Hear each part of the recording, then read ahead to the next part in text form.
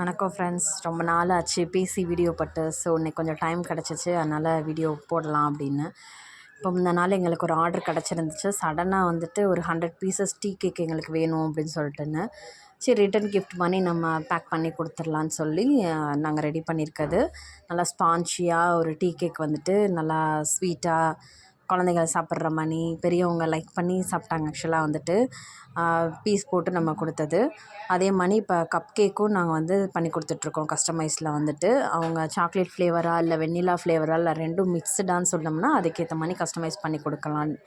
அது போக வந்து மில்லட்டில் வந்து பட்டர் குக்கீஸ் வந்து பண்ணி கொடுக்குறோம். சால்ட்டும் பண்ணி கொடுக்குறோம், சுகர் அந்த இது ப்ரௌன் சுகர் போட்டு பண்ணி கொடுக்குறோம். அவங்களோட கன்வீனியன்ஸை பொறுத்து நம்ம வந்துட்டு. அது போக பட்டர் பிஸ்தா குக்கீஸ் நம்மளோட ஸ்பெஷலே அதுதான். ஸோ எல்லா கஸ்டமருமே வந்துட்டு லைக் பண்ணி கேட்குறது பட்டர் குக்கீஸ்னால் வெளியே நம்ம சாப்பிட்டு பார்த்துருக்கோம்.